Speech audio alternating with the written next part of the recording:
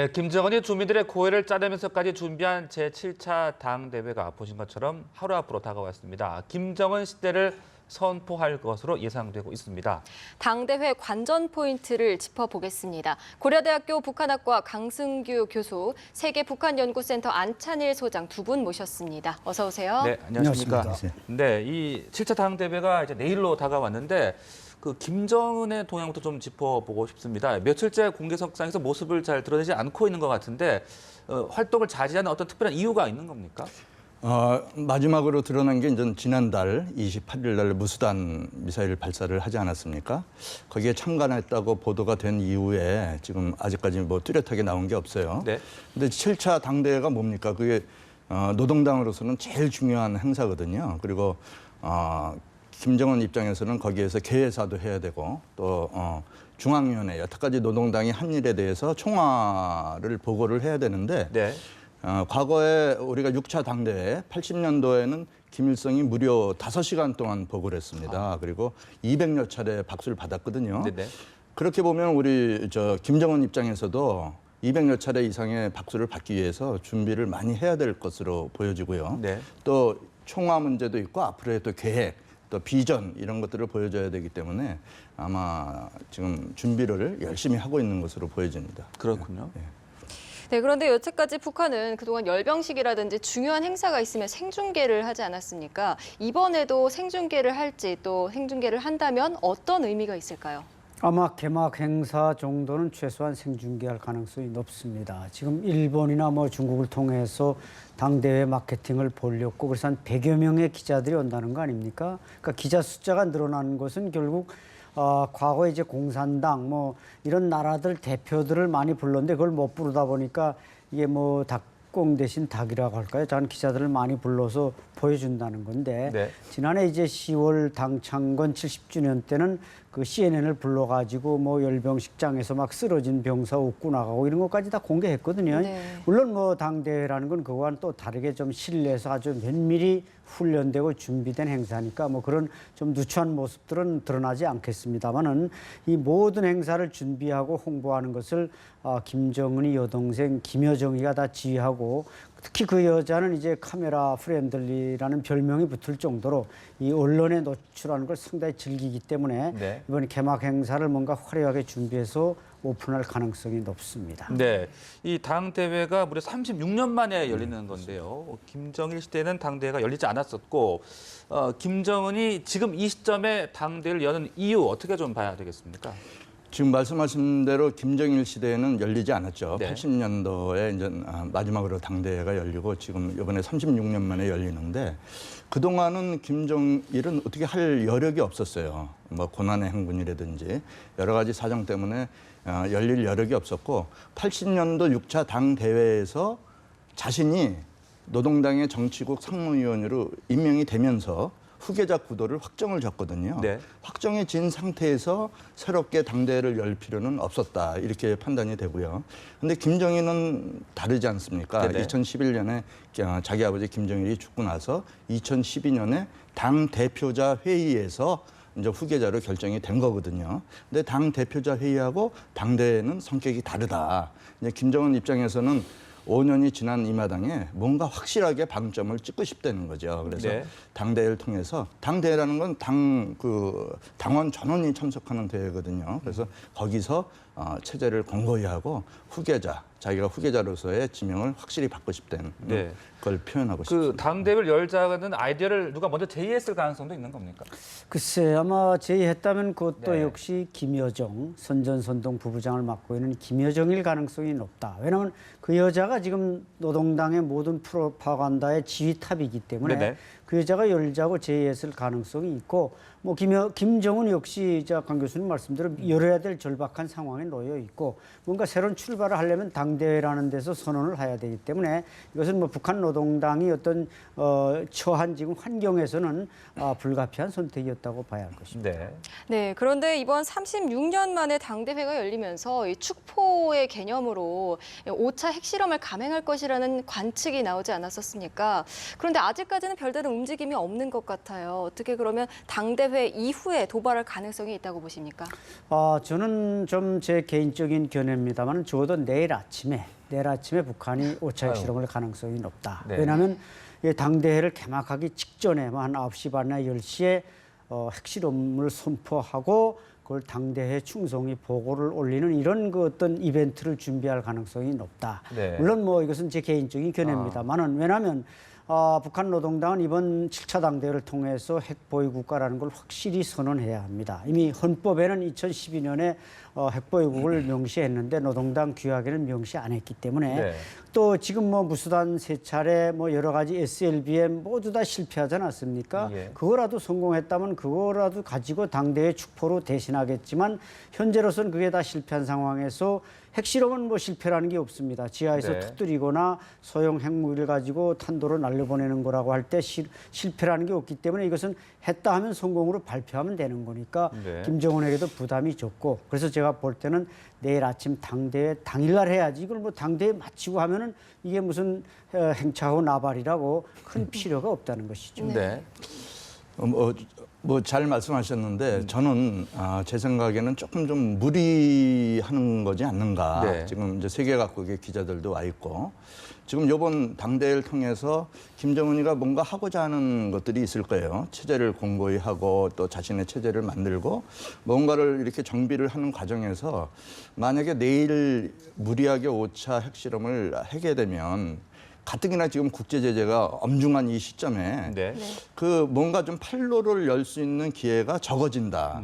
아무리 김정은이라도 아무리 네. 뭐 그렇게 우리가 생각하지 않는 그런 행동을 하더라도 내일은 조금 무리가 있지 않는가. 조금 시간을 봐가면서 예. 또 미국의 대선이 있기 때문에 네. 누가 트럼프가 될지 힐러리가 될지 모르는 상황에서 네. 여기서 조금 좀 한 템포 늦춰가면서 대선 때까지 핵카드를 유용하게 쓰는 거죠. 네. 네. 꺼냈다 말았다 하면서 좀 시간을 벌지 않을까. 저는 좀 그렇게 생각합니다. 네, 당대회 이후로 조금 이제 늦출 가능성도 있다. 그렇습니다. 예, 그런 말씀이셨는데 그 당대회에 대해서 좀 더 자세하게 좀 짚어보고 싶습니다. 아까 잠깐 말씀이 나왔었는데 그 총화라는 게 있더라고요. 그렇죠. 설명을 좀 해주시죠. 네, 이게 사업 총화 보고라는 걸 네. 이제 당의 당수가 하는 겁니다. 그러니까 이제 김정은이가 해야 되겠죠. 아까 말씀하신 대로 5차 당대회 때 70년에 열린 5차 당대회 때는 김일성이가 무려 5시간을 그 당 네. 사업 네. 총화 보고를 했습니다. 이것은 뭐 경제, 사회, 문화, 외교, 국방에서 달성한 성과, 심지어 뭐 석탄을 몇 킬로 캐느니 뭐니 하는 것까지 디테일하게 다 넣어야 되니까 그걸 이제 형식상 하는 거죠. 그때 김일성의 나이가 환갑 전인데 주사를 맞아가면서 했단 말이죠. 그런 걸 보면 이번에 김정은이가 우리가 연초에도 신년사 할 때 다 보았지만 신년사 23분 읽으면서도 그 숨이 좀 헐떡거리는데 이 사람 네. 그 체격 조건상 과연 몇 시간을 할지 제가 볼 때는 아마 2시간을 넘기지는 않을 것이다. 왜냐하면 이 사람 체질로서도 이겨내기 어렵고 또 읽을 만한 성과도 사실 없지 않습니까? 네. 뭐 이번 5차 핵실험이나 무슨 SLBM이나 무수단이나 뭐 성공을 했다고 해야 그걸 가지고 장황하게 늘어놓을 텐데 그런 성과가 없으니까 좀 네. 짧게 아마 약식으로 할 가능성이 높고 그다음에 이제 또 중요한 우리가 당대회가 하는 일이 새로운 경제 발전 노선을 제시하는 겁니다. 우리가 뭐 흔히 들어본 뭐 6개년 계획이니 뭐 2차 7개년 계획이니 이걸 이제 앞으로 6개년 계획이면 6년 경제 발전 계획을 내놓고 뭐 7년이면 7개년 계획 내놓고 네. 그다음에 이제 또 중요한 것이 이제 인적 쇄신이죠. 간부들을 정치국 의원 또 당 중앙위원회 의원, 후보의원, 비서 뭐 이런 당 조직 구조를 전부 이제 뜯어 고치면서 인적 쇄신, 세대 교체를 한다는 것이죠. 네. 그래서 아마 김정은이 지금 집권 5년째 됐는데 할아버지 때부터 일하던 7, 80대 노인들에서 김정일 시대 사람들, 자기 시대 사람들을 지금 섞어 쓰지만 아마 이번에 좀 김일성 시대 사람들, 김정일 시대 사람들은 과감하게 퇴진시키고 자기 시대 사람들을 등용할 가능성이 높다는 네. 것입니다. 그 주민들이 직접 참여하는 행사에는 어떤 것들이 있는 겁니까? 아마 평양의 지방 주민들은 뭐 선물이나 좀 전달받고 뭐 독보회나 하고 그러고 이 지역 평양 시민들이 참가하는 것은 아마 대회가 끝나는 이번에 이제 금요일 날 시작하니까 금토일 아마 일요일까지 하지 않을까 이렇게 보여질 때 일요일 날 저녁에 무슨 촛불 행진이라든지 촛불 시위 이런 것만 하고 뭐 김일성 광장에서 열한한 군사 퍼레이드니 이런 건 못 합니다. 왜냐하면 그건 사전에 연습을 하고 준비를 해야 되는데 이 당대회 때는 최고의 1호 행사인데 군인들이 또 참여하는 건 적극 배제하는 겁니다. 군인들이 동원되면 혹시 뭐 구테타라든지 이런 것도 일어날 수 있기 때문에 순수하게 민간 행사를 하되 간부 중심으로 지방에서 올라온 3,200여 명의 당대표들은 다 고위 간부들이기 때문에 일반 주민들의 참여는 그냥 야간에 뭐 군중 무용이나 촛불 시위나 뭐 불꽃놀이나 이런 축하 행사 정도로 양념으로 넣는 거죠. 네. 네, 이번 7차 노동당 대회를 통해서 이제 김정은 우상화에 박차를 가할 것이라는 얘기가 나오는데 선대와 같이 또 어떤 직책을 맡게 될까요, 김정은이? 아마 그럴 가능성이 많다고 저는 보여지는데요. 일단 우리가 잘 알다시피 김일성은 주석이지 않습니까? 위대한 네. 수령 주석이라고 하고 영원한 주석의 타이틀을 김일성이 가져갔죠. 네. 그다음에 김정일은 또 영원한 총비서 또 국방위원장, 영원한 국방위원장 타이틀을 가져갔단 말이죠. 그렇다면은 김정은은 과연 무슨 직책을 이번 기회에 얻을까? 뭐 당의 가장 중요한 그 회의이기 때문에 거기서 얻는 게 제일 중요하죠. 그래서 지금 저희가 한 2가지 정도 볼 수가 있는데 당이라는 게 이제 중앙위원회가 있지 않습니까? 그러면 이제 중앙위원회 위원장, 중앙위원장. 네. 옛날에 김정일도 당 중앙이라고 했었죠. 근데 중앙위원장 또 아니면은 최고위원회를 만들어서 최고위원회 위원장. 아마 그 정도 타이틀을 갖지 않을까 이렇게 예상이 되고 있습니다. 그래서 네. 이번 회의에서 반드시 아마 그런 과정을 거쳐서 자기가 직책을 가져갈 것 같습니다. 네. 그런데 아까 잠깐 이야기하셨듯이 지금 뭐 별다른 외빈 초청 움직임이 없는 것 같습니다. 그렇다면 네. 이게 내부 행사로 그냥 그대로 진행이 되는 것인지 아니면 중국이 뭐 전격적으로 인사를 보낼 가능성도 있다라고 봐야 되는 겁니까? 글쎄 아마 그 축전들이 왔는데 여러 나라 축전이 왔는데 이제 대표들은 안 보내니까 이제 축전은 아마 북한의 그 능수능란한 외교관들이 돌아다니면서 이제 몇 줄씩 써달라니까 보내왔겠죠. 근데 대표들은 거의 안 보내고 지난 봄에도 이제 김영철 그 대남 비서가 뭐 라오스, 캄보자 가서 좀 당 대표 보내달라는데 거의 안 보내는 것 같습니다. 근데 지금 축전 중에 중국 공산당의 축전이 없다는 것입니다. 그래서 이것은 중국이 북한을 무시해서 안 보내는 게 아니라 사람을 보내려고 하지 않는가. 지난해도 이제 류인산이 당 창건 70돌 때 예상을 뒤집어 엎고 나타나가지고 북중 간의 어떤 관계를 과시하지 않았습니까? 그러나 이번에는 이제 중국이 또 태도는 다르죠. 이게 북한에 대해서 지금 실효적 지배를 강화하고 있고 핵 문제 때문에. 근데 저는 공산당 대표를 또 안 보낸다는 것도 중국 공산당으로서는 또 그렇고 해서 아마 이 축전이 없는 걸 보면은 네. 제가 볼 때는 갑자기 중국 공산당이 아마 정치국원 정도로 축하 사절을 보낼 가능성은 있습니다. 네. 네, 아까 뭐 북한이 핵카드를 들었다 뺐다 뭐 넣었다 하면서 앞으로 미국과 대화를 할 것이라고 예측을 하셨는데 일단 북한의 헌법에 핵 보유국이라고 명시가 돼 있잖아요. 그러면 이번에도 또 핵 보유국임을 천명하면서 미국과 어떻게 대화를 나누려고 할까요? 그렇죠. 2012년에 벌써 핵 보유국으로 헌법에 명시를 했습니다. 그래서 이번에는 조선당 귀하게 아마 핵 보유국을 명시하려고 할 거예요. 이제 북한 같은 경우는 당이 더 국가보다 우선하지 않습니까? 일단 헌법에 들어있는 것을 다시 이번에 2016년에 다시 한번 하려는 것 같습니다. 네. 네.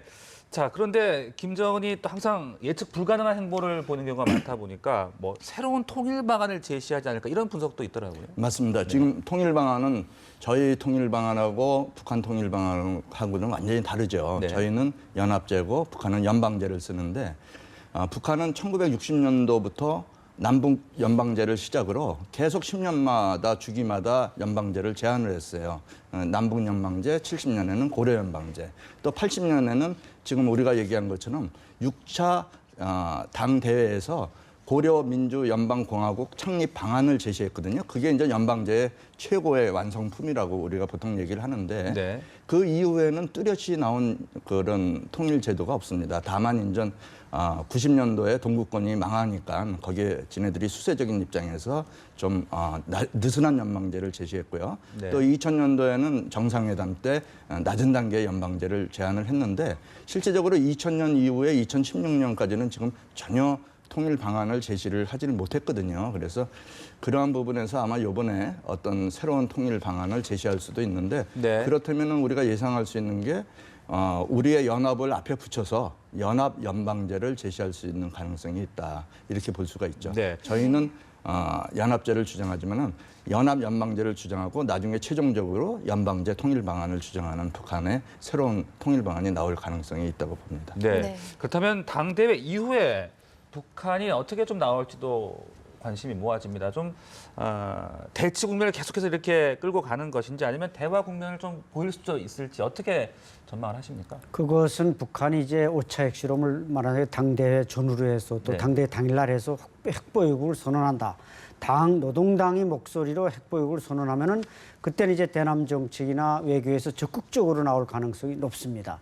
자기는 핵보유국이기 때문에 이제 말씀하셨지만 이게 북한이 지금 경제적으로 군사적으로 열세니까 연합제를 자꾸 말하고 있지만은 실제로 핵보유국이 됐다고 생각할 때는 경제적인 열세를 군사적인 핵보유로 이제 커버하면서 과감하게 뭔가 대남 공세를 펼칠 가능성이 있거든요. 네. 그렇기 때문에 우리는 북한이 당대회 이후에 나올 수 있는 대남 정책, 공세적인 대화라든지 무슨 정상회담이라든지 북한은 아마 우리가 받아들이기 어려운 여러 가지 공세들을 취할 수 있기 때문에 이런 것은 우리가 예상하고 대비를 해야지 느슨하게 대비하다가는 북한의 공세에 휘말려들 가능성도 있습니다. 네. 네, 그럼 이 문제도 좀 짚고 넘어가겠습니다. 이 주한미군 철수가 북한이 계속해서 요구해온 문제지 않습니까? 근데 지금 미국 공화당의 사실상 대선 주자인 도널드 트럼프가 지금 한국을 포함한 동맹들이 방위비를 100% 부담해야 한다고 주장을 했고 또 주한미군 철수 가능성까지 시사했습니다. 여기에 대해서 우리는 어떻게 대비해야 될까요? 트럼프가 계속 좀 강한 어조로 그런 얘기를 하고 있는데요. 네. 일단은 지금 예비 선거지 않습니까? 물론 뭐 거의 확정적으로 이제 공화당 후보로 사실상 지명이 됐지만은 네. 나중에 이제 8월쯤에 공화당 전당대회가 열리고 나서 이제 본 선거에 들어가기 위해서는 정책 정강을 다시 짤 거예요. 짜게 되면은 지금 트럼프 입장은 사업자지 않습니까? 사업가 입장에서 이제 돈에 굉장히 관심이 많은데 그런 경제적인 측면에서 봤을 때 미국이 이렇게 보호를 해주고 거기에다 또 지원까지 해주는 것은 부당하다. 그런 얘기를 하는 거지 않습니까? 네. 근데 사실 이제 대선에 들어가서 제대로 된 정책을 짜게 되면 공화당의 정책은 저희랑 거의 뭐 맥을 같이 하고 있기 때문에 네. 아마 뭐 그런 부분이 상당히 해소가 되고 트럼프도 또 그런 안보, 외교 이런 부분에서 참모들의 브리핑을 듣고 또 네. 여러 가지 정책을 짜다 보면은 좀 그것보다는 좀 완화되는 정책으로 가지 않겠는가 그렇게 보이고요. 우리가 주한미군을 지금 거의 뭐 1조에 가까운 돈을 지원을 하고 있어요. 하고 있기 때문에 좀 그런 것들이 반영이 될 걸로 보여집니다. 네. 한편 이 힐러리 클린턴의 외교 책사로 불리죠. 이 웬디 셔먼 전 국무부 정무차관은 뭐 쿠데타도 언급을 하면서 뭐 강력한 대북 제재를 해야 된다 이렇게 발언을 했습니다. 그러니까 힐러리 클린턴이 집권을 하게 된다면 보다 강력한 대북 제재 방안들이 나온다 이렇게 볼 수 있는 겁니까? 저도 그렇게 거기에 동의하는데 웬더 셔먼은 이제 오랫동안 그 대북 특사로서 뭐 북한과 협상을 해온 사람이고 또 클린턴 역시 남편이 대통령 시절에 1994년에 북한의 핵 문제를 그 서지컬 스트라이크라고 하는 아주 극단적인 방법으로 해결하고 시도했던 그런 정책적 경험이 있기 때문에 아마 북한으로서는 힐러리가 집권하는 것보다 트럼프가 집권하기를 바랄 것입니다. 그렇겠네요. 지금 뭐 또 뭐 100% 부담하면 이것은 결국 주한미군의 철수 내지는 감축과 관련된 거기 때문에 김정은으로서는 트럼프가 집권하기를 응원하겠지만 아마 힐러리가 집권하게 된다면은 이것은 북한에게는 상당히 악재가 될 수 있고 우리에게는 뭐 그야말로 좋은 기회가 될 수 있는데 네. 특히 기자 지적하신 그 쿠데타 문제 최근에 뭐 지난 연말에 그 노동당 정찰 총국의 대좌까지 이제 탈북을 해오고 북한 군부가 현영철 인민무력부장을 비롯해서 많은 고위층들이 총살당하고 그래서 북한 군부가 상당히 동요하고 있습니다. 따라서 이 사람들이 그 미숙한 김정은 체제가 더 공고화되기 전에 뭔가 전기를 잡기 위해서 쿠데타할 가능성도 있다. 이런 측면이 또 고위층들이 일부 탈북하는 것을 보면은 결국 반기를 드는 사람이 있다. 김정은 체제에 대해서 공포 정치에 대해서 반기를 드는 사람이 있다고 볼 때 분명히 군부 쿠데타도 북한에서는 어느 정도 가능해졌다. 이렇게 볼 때 이것은 뭐 전혀 하나의 그 설이 아닌 현실로 다가올 수 있는 문제라고 봅니다. 네. 알겠습니다. 지금까지 북한 관련 이슈 고려대학교 북한학과 강승규 교수 또 세계 북한 연구센터 안찬일 소장 두 분과 함께 말씀 나눴습니다. 고맙습니다. 고맙습니다. 고맙습니다.